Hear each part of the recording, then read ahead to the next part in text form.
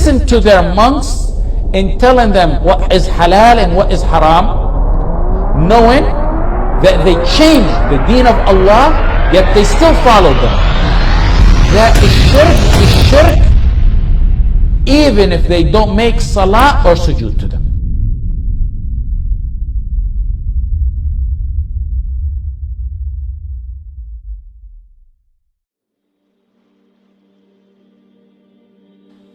When the Murji'ah came about, the Salaf began to say Iman is action of the pillars, and saying and belief.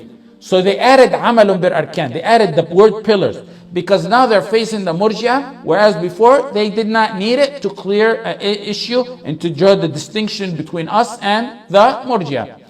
Some felt the need to make it a fourth category, like I said, because of the epidemic of lack of ruling. No one can doubt that. No one with his right mind can do that. Lack of ruling by Sharia today. I like to stick to three.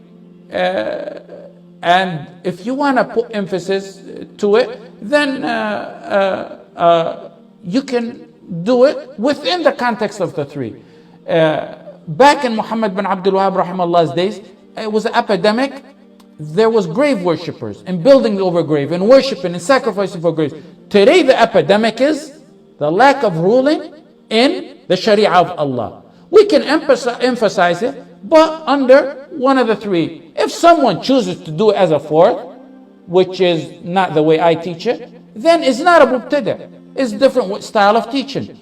Now, having said that, we can move on to the third type of Tawheed al-Uluhiyyah. And that's shirk in ta'a or shirk in governorship. And shirk here also means اتخذوا أحبارهم ورهبانهم أربابا من دون الله والمسيح ابن مريم وما أمروا إلا ليعبدوا إلها واحدا. To obey to other than Allah like you obey Allah. They took their rabbis, their monks, to be their lords besides Allah. They took their rabbis to be lords besides Allah. Once, while the Prophet ﷺ was reading this verse, Adi ibn Hatim said, O Prophet of Allah, they don't worship the rabbis and monks. They don't, because he came from a background from them. The Prophet ﷺ said, yes, they do. They worship the rabbis and the monks. The rabbis and the monks make legal things that Allah made illegal. And illegal things that Allah made illegal, they make them legal. And the Jews and Christians follow them. And by following them, they really worship them. That's worship. So listening to them in the haram and halal became a matter of worship. Ibn Taymiyyah in the 7th volume talks a lot about this. He said, they listened to their monks in telling them what is halal and what is haram, knowing that they changed the deen of Allah, yet they still followed them. That is shirk, even if they don't make salah or sujood to them.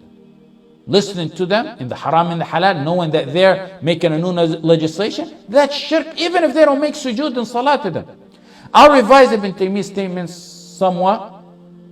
Whoever derives his legislation, his halal and haram, from the rules of democracy or other man-made rules or ideology, knowing they change the deen of Allah and has in reality worshipped democracy or those man-made rules or whatever they may be or laws, and he followed them, he committed shirk, even if he doesn't make sujood and salah to democracy or to those man-made laws. Those who give blind obedience to those who claim ulama or saints or a'imma, 12 imams for example, that contradict the Quran and the Sunnah, to the point that those ulama become their source of haram and halal, and it opposes the haram and halal in the Quran and the Sunnah, they have worshipped them.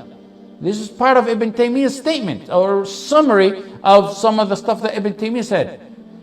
Philosophers and some modernists, for example, who reject the Quran and the Sunnah for their mind or their rationale, given their mind and rationale precedent over the Quran and the Sunnah, and judging the Quran and the Sunnah according to what their mind tells them, and they call those who adhere to the Quran and the Sunnah as people of bid'ah or kufr have worshipped their minds and their rationale instead of Allah, even if they don't bow and prostrate for their minds and their rationale.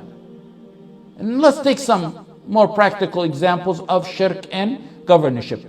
One who thinks the rule of other than Allah is better or like the rule of Allah is a mushrik, shirk akbar, because he's disbelieving in the clear verses. أَفَحُكْمَ الْجَاهِلِيَّةِ يَبْغُونَ وَمَنْ أَحْسَنُ مِنَ اللَّهِ حُكْمًا لِقَوْمٍ يُوقِنُونَ. In Surah Al-Ma'idah.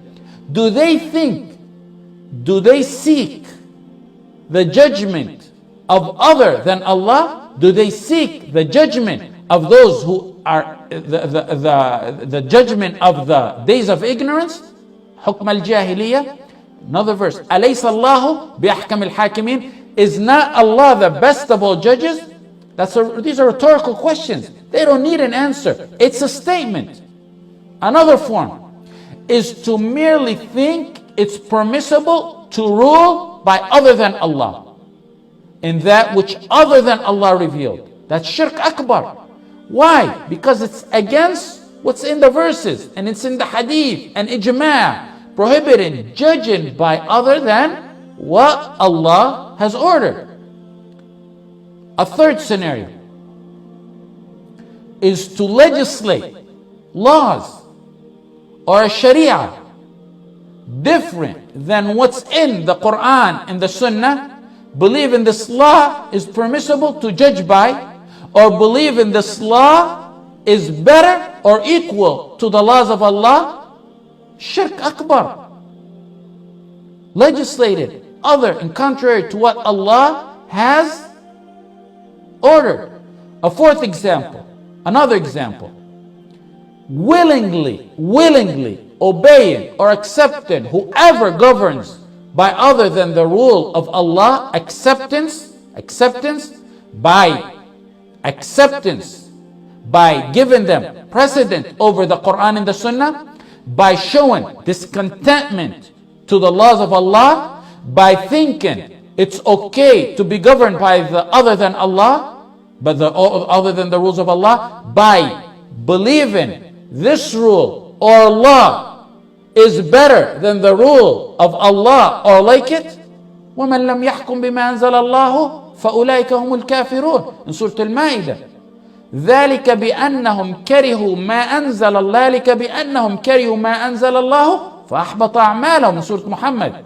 The fifth example in shirk of governorship is to call to rule by other than the sharia of Allah, like those who call for laws that allow women to walk with no hijab, or those who call for laws to have open usury in the society, or those who call for laws to stop the law of having 4 wives. The call to any of that is major shirk, takes one out of Islam.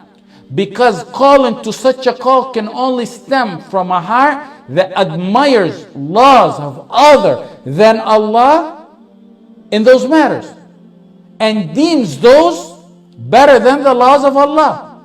The call to it merely implies that clearly and openly, and it implies hatred to the laws of Allah. That's major shirk.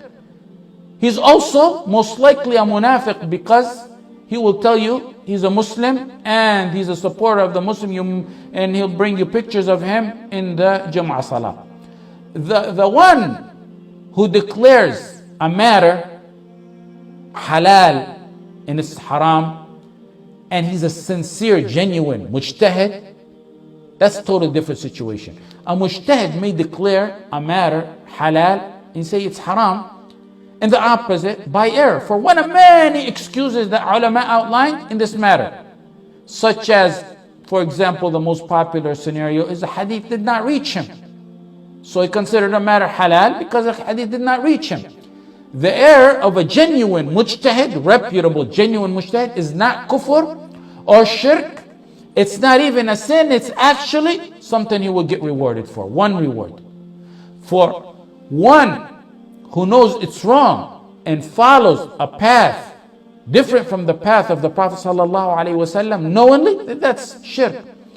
Ibn Taymiyyah, in his third volume, the Fatawa, said, when one makes halal haram or opposite, that has an ijma' on it, or switches and replaces the sharia, meaning replaces the sharia with another, then it's consensus he's kafir by the consensus, by ijma' of the fuqaha. In volume 35, he spoke about ulama as well, pertaining to this matter. He said, when a alim leaves his knowledge of the Quran and the Sunnah and follows a ruler who's in opposition to the rules of Allah and His Messenger and apostate legislations, he is worthy of punishment and the life after, and he is an apostate. Ibn Kathir, in Bidayah wa Nihaya, in the 13th volume, he said, whoever leaves the shara that was revealed to the Prophet Muhammad ﷺ and chooses to be governed by other than the sharia, that's kafir. He means if you leave the Quran and Sunnah to go to the laws of the Torah in the Bible. That's what he means. Then he went on to say, in Bidayah, he said, if that's for those type of laws, at one point in time, those were laws from Allah before they were tampered with, before they were abrogated. Those were laws that Allah sent to people. He said, if that's for those types of laws today, because they're now abrogated, imagine how it is for one who chooses to be governed by other laws. Whoever does so is kafir by ijma'. Shanqiti in Adwa al-Bayan said, after mentioning some proof, he said, whoever follows man-made laws made by, look at these beautiful quotes, I love this beautiful quote, man-made laws made by devils on the tongues of humans, contrary to the sharia of Allah, that's on the tongue of the Prophet Muhammad sallallahu alaihi wasallam, there is no doubt he's a kafir and a mushrik. Only one who doubts that is one who Allah obliterated his vision and blinded him from the brightness of revelation.